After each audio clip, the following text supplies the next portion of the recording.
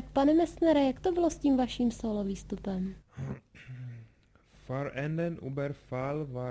Od svého kolegy jsem se dozvěděl o tajuplné hoře ve středních Čechách, o které není nic známo, protože je neustále skryta v mracích. Dlouho jsem studoval místní kolorit, klima a ženy, aniž jsem je pochopil. Tamní krajinou jsem bloumal celé 4 dny, než jsem horu objevil.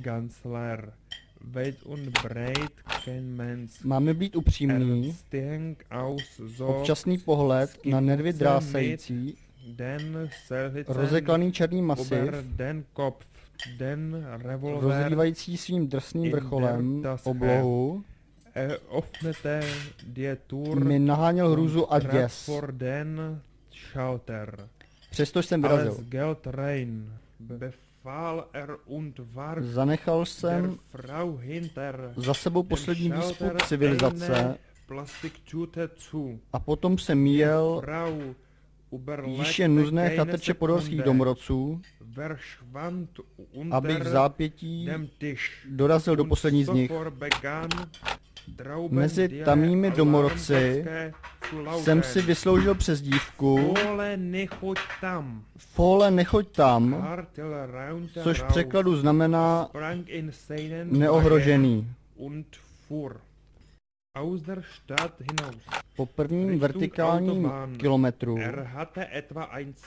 jsem založil základní tábor.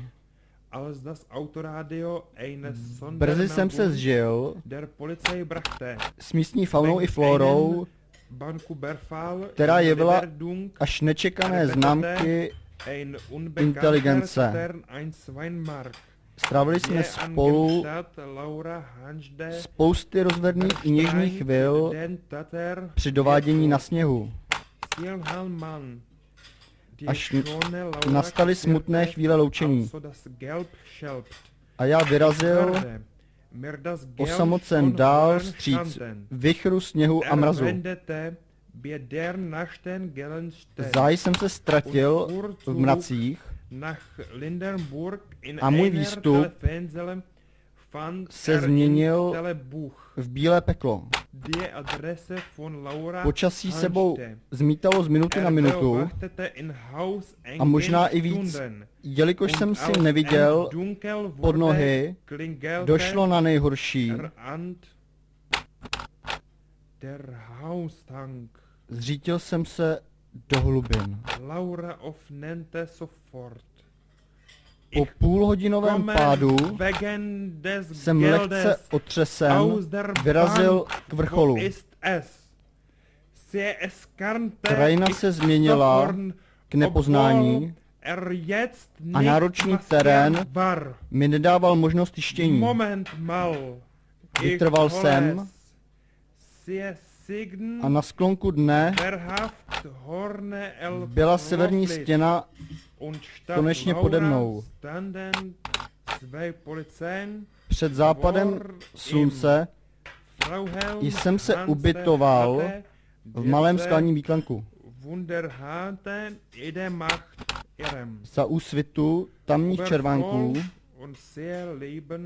jsem opět obtiskl svou mačku do ledopádu pod vrcholem. Šplhal jsem krok za krokem, zub za zubem, hlava nehlava, ruka. 50 metrů pod vrcholem mi mrazem praskl cepín a ke zdolání posledních metrů jsem použil lyžařský vlek T.J. Sokol Mlékovice. Stanul jsem na vrcholu. S dojetím jsem sledoval místa, které lidská noha dosud nespatřila. Byl jsem dokonale okouzlen. Co víc dodat? Štěstí, pocit sebeuspokojení a totálního vyždímání. To jsem já, Reinhold Messner.